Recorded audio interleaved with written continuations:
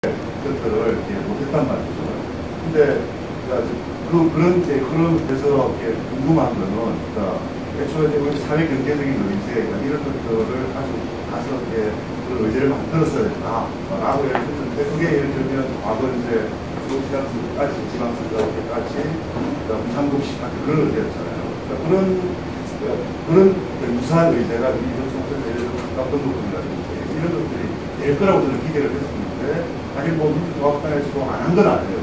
안 한 건 아닌데 그게 그러니까 이제 시민들을 끌어당기고 관심을 열정을 불러일으키는 그런 방향으로 하지 못했다. 꼭 사실은 이제 우리한테 그런 게 없는 거다라고 하는 이 문제가 앞으로 그걸 풀릴 수 있겠느냐, 계속 못 풀리는 거 아니냐라고 하는 그런 어떤 이제 의문이 들고요. 그래서 뭔가 어쨌든 전반적으로 체계적인 그런 어떤 기전을 갖춘 그런 어떤 그런 어떤 신뢰를 줘야 되는데 지금 이 그냥 형식적인 연대 여기에만 내몰리다 보니까 그 내용이라고 하는 부분들이 빠져있다. 이 부분들을 어떻게 해결할 수 있다는 그런 부분이 있고 그 다음에 지금 대선과 관련해서 이제 안 짚는 문제가 지금 안철수 핵인데요. 그러니까 지금 이제 안철수가 나와야 될 국면에 나올 수밖에 없을 국면에 들어갔고 자칫하다가는 어떤 분이 안철수가 이제 안철수 보나파르트가 될 수 있는 그런 어떤 이제 상황이 이제 뭐 긍정적인 부정적인 그런 방향으로 갈 수 있는 그런 어떤 상황인데 이런 것들을 어떤 식으로 이제 활용 내지 극복해야 될지에 대해서 준비해드리고 싶습니다. 얘기하시고 마지막으로 간단하게.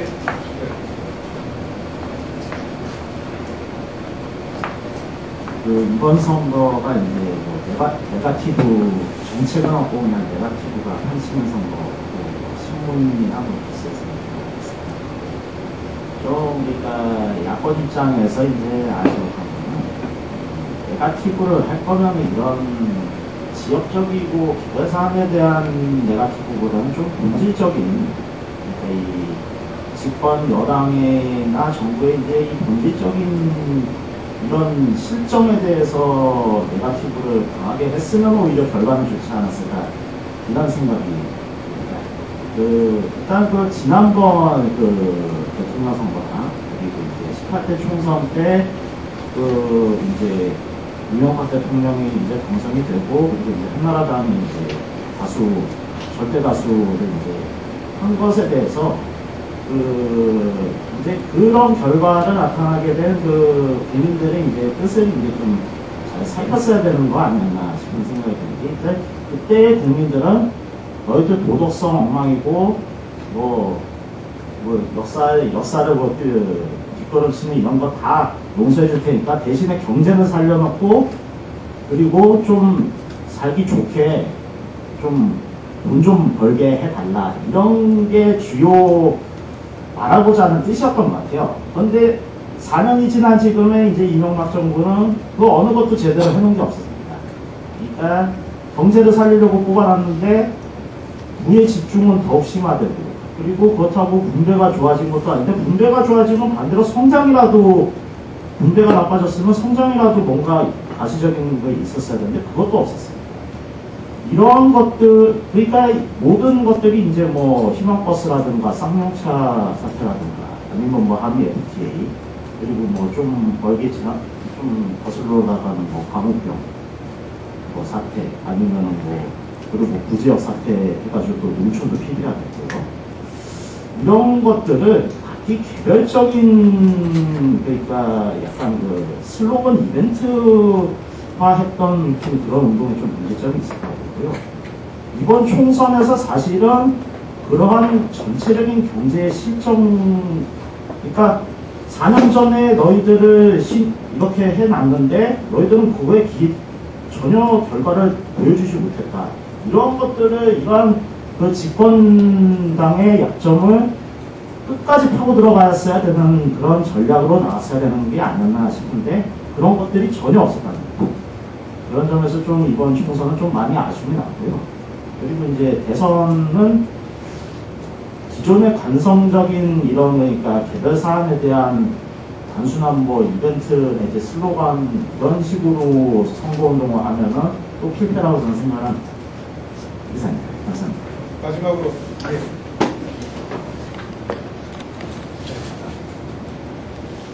저는 이제 선생님이랑 좀 비슷한 어떤 이야기일 수도 있는데요. 그 예전서부터 이제 선거, 뭐 지방선거나 뭐 어떤 뭐 서울시장 선거나 이런 선거를 갖다 몇 차례 경험하면서 보니까 그러니까 좀 뭔가 지금도 안 좋은 악습이 계속 재현되는, 동일한 양상이 계속 재현되는 게 제 눈에 좀 보이는 게 있더라고요. 예를 들어가지고 그러니까 이제 부정선거다 뭐 이런 어떤 팩터들이 막 그렇게 이제 드러나는 게 있고 기사가 보도가 되는데 잘 이렇게 상대적으로 다루지 않는 게 부정 개표에 대한 문제였었어요. 그런데 이제 그 뭐 시민 토론단 나와서 TV에서 이렇게 이제 토론하는 걸 본 적이 있는데 그 자동 개폐하는 거 있지 않습니까? 그 자체가 굉장히 문제가 많은 거라 그러더라고요. 그런데 서구에서는 그걸 갖다가 잘 안 쓰고 뭐 소송도 막 이렇게 이제 이루어지고 이런 사례가 많다고 그랬는데 선관위 관계자가 나와가지고 설명을 하는데 뭔가 이제 그들은 자신들을 갖다 뭐 믿고 신뢰를 하라는 식으로 저희들에게 얘기를 하겠죠. 그런데 최근 들어가지고 뭐 일전에 그 선거 때 뭐 대폭풍이 나왔다. 또 누가 뭐 카포레이드를 하는데 그런 부분에 대해서 나름대로 유권 해석을 하고 이런 걸 딱 보면 공정성이라는 게 없어요. 선관위가 지금. 그런 맥락에 있어가지고 과연 그럼 저 사람들이 지금 저렇게 멀쩡하게 이야기는 하고 있지만 과연 저 말을 우리가 신뢰를 할 수가 있느냐.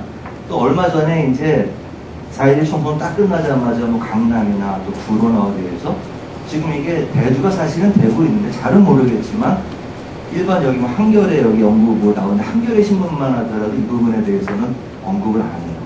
한 가지 미디어 오늘인가? 거기에서만 그걸 다뤘었어요. 그래서 제가 이제 이거 인터넷 신문을 갖다 한번 쭉 보면서 이런 부분에 대해서는 뭔가 이렇게 언론에서도 건드려줘서 왜냐하면은 이건 어떠한 진보 진영의 어떠한 무슨 뭐 이런 이런 어떠한 뭐 정권에 대한 이런 부분이라기보다는 보다 기본적인 거거든요. 그러니까 민주주의 그 체제를 갖다가 우리가 이제 이해를 할 때 우리가 이제 정당에다가 우리가 이제 유권자로서 한 정당에다가 그러니까 우리의 개인들이 가지고 있는 권력을 위임해 준 거잖아요. 그러면은 일정 잠정 기간 동안은 자신들이 그 권력을 갖다가 사회의 공동의 어떤 목표를 위해 가지고 자기네들이 갖다 권력을 행사를 하는 거예요. 그런데 일정 기간이 끝나면 그거에 대해서 이제 다시 그 유권자들한테 심판을 받는 거지 않습니까? 판단을 다시 받아야 되잖아요. 그런데 어떠한 그러한 자연스러운 정권 교체라는 메커니즘을 갖다가 이렇게 흔들 수가 있는 게 바로 부정선거고 또 나아가지고 부정개표라는 것도 있는데 그 개연성이 지금 너무 농후해요.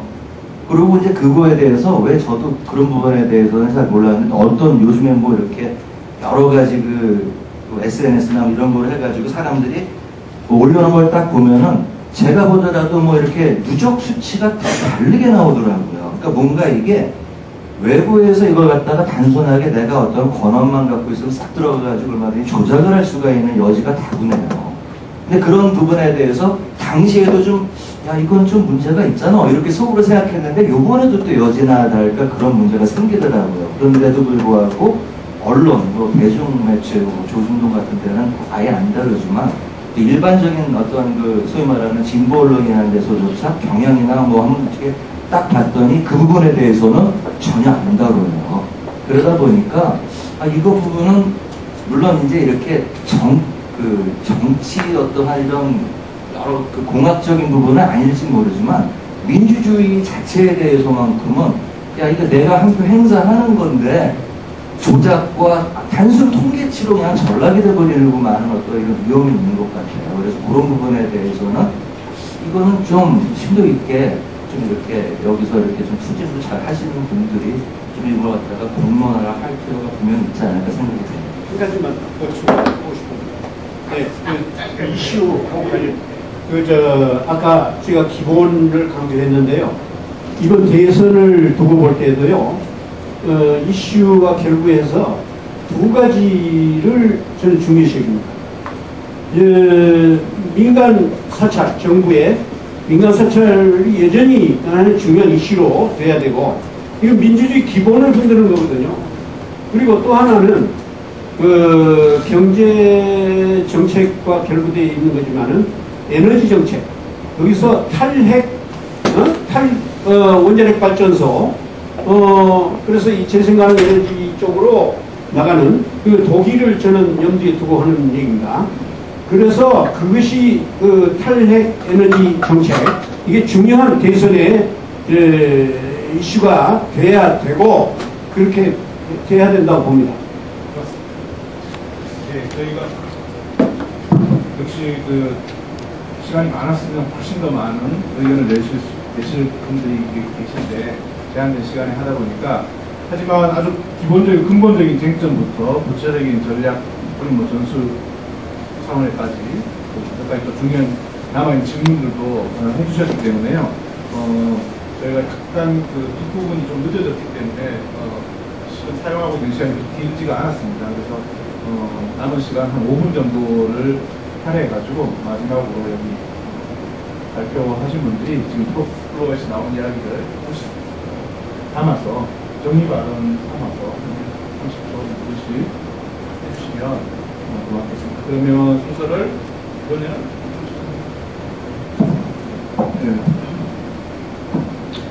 제가 FTA를 얘기하다 보니까 대선 쟁점부터 FTA로 가자 이렇게 제안한 것처럼 보여줄 수 있는데 그런 건 아니죠.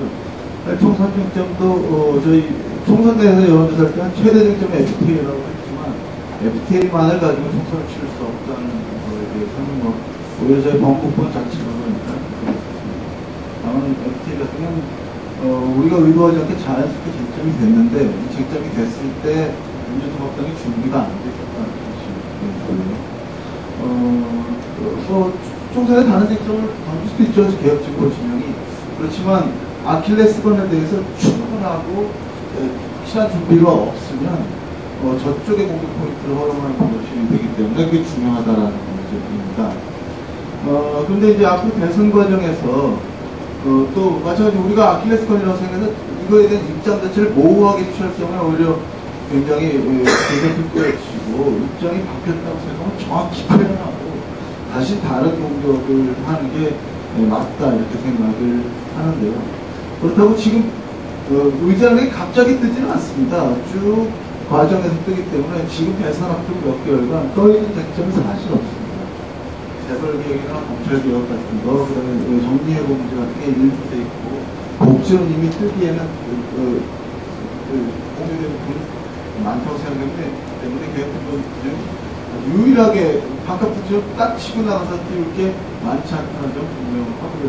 오히려 각 쟁점에 대해서 훨씬 더 유권자와 상호사나 이거에 대해서 확고한 입장을 가지고 있다는 것을 강경력을 분명해 나가는 것이 전체적으로 필요하고요. 어쨌든 대선은 이명박 정부에 대한 심판 문제이기 때문에 그 문제들을 어떻게 민주적으로 극복할 것인가, 또 새로운 대안책을 얼마나 민주주의인가에 대해서 그것들의 신뢰를 받는 그런 것도 사실 중요하지 않겠나 하는 생각을 한 방이 있을 것 같은 않다는 말씀이죠. 결국은 이제 의제 문제를 저도 간단하게 판결들의 의제가 정말로 중요하고 또 그거를 해야 되는데 그거 어떻게 정치화시키는 것, 집중시키는 것인가. 새로운 의제가 생기는 것 같지 않고 그래서 의제라고 하는 게 새롭게 만들어서 힘을 가지는 건 아니고 그 의제가 누리는 시간이 있어요. 무상급식이 되고 하나처럼 만들어서 것도 아니고 그래서 그런 노력들이 지금도 필요하고 그래서 기존에 있는 의제들을 어떻게 하나로 집중해서 최대한 그 힘들의 에너지를 모아낼 것인가 그런 부분이 저는 관건이라고 생각합니다.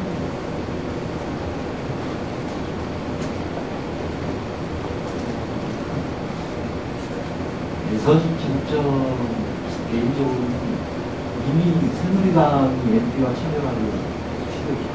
MB 심판만은 아니고 이번 총선에서 사실 좀 나타나지 않을까 싶고 뭔가 전망을 줘야 되는 부분이 필요하지 않나 싶은 생각이 드는데 우리가 가진 가장 큰 맹점 중에 하나가 구호, 특히 추상적인 구호에 많이 익숙하다는 거예요. 이게 일반 시민들하고 사실 잘 공감대를 형성하지 못하고 특히 앞서서 운동하는 사람들이 가장 큰 패스 중에 하나라고 저 자신도 그렇게 생각을 합니다. 그 추상적인 구호를 어떻게 하면 좀 현실 생활화시킬 수 있을까? 이런 차원에서 정말 낮게 고민하지 않으면 대중들의 공감을 얻기 어려울 때가 재벌 개혁이 다 하고 싶답니다. 한미 FTA 노무현이 시작해서 한명수 추미할 때 뭐 이랬던 문제들이 이제 와서 왜 그렇게 이야기를 해요? 1번부터 100번까지 구체적으로 설명을 못하겠지만 우리는 사실 그런 능력을 정말 추격할 수 있는 능력을 갖춰야 된다. 그렇게 노력해야 정말 일반 대중들과 정서적으로 현실적으로 공감하면서 살아있는 정치를 만들 수 있지 않을까. 이런 그런 생각이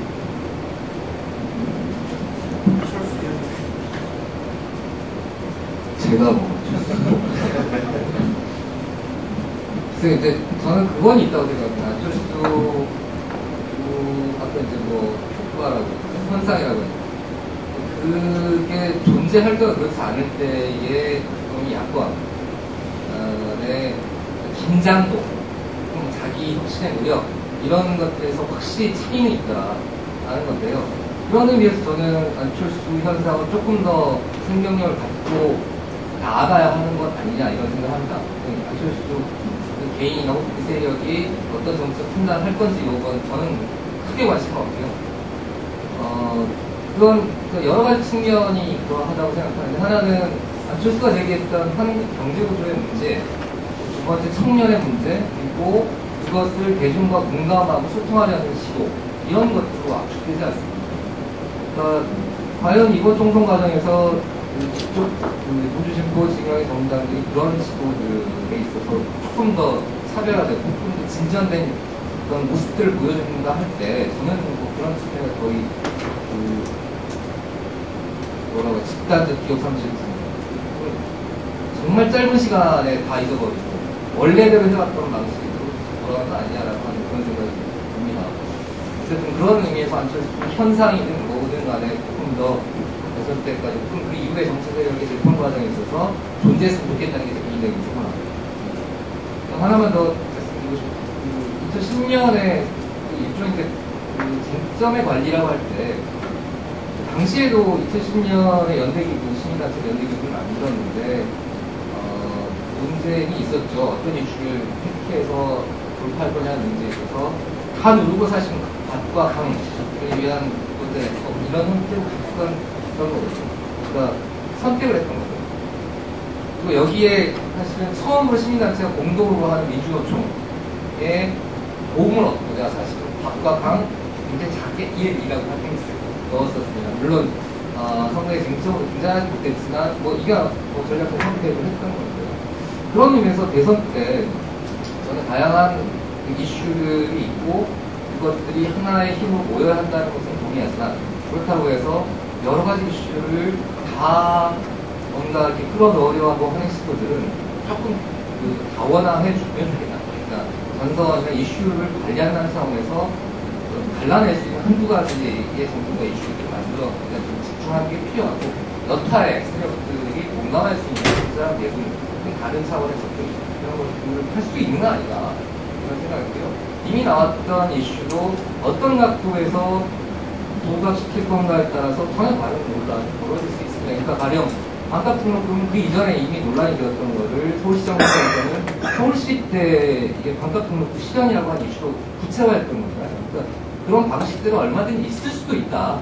뭐 지금 전혀 없다라고 하지 말자. 고민하자. 이런 이야기 좀 드리고 싶습니다. 네, 긴 시간 고맙습니다. 저희가 생각해보면 못 다룬 이슈들이 몇 가지 더 있습니다. 아까 탈핵 문제도 말씀해 주셨지만 실은 이번 총선으로 진보신당이 등록 취소가 되고 또 새로운 실험을 했던 녹색당도 등록 취소가 되면서 새로운 의제를 가지고 새로운 정치 실험을 해보고자 했던 그 흐름에 대해서는 또 어떻게 평가할 것이냐라든지 또 저는 개인적으로 새누리당이 탈북자라든가 이주민 여성을 비례대표로 선발한 이렇게 뽑은 것도 참 대단하다고 생각합니다.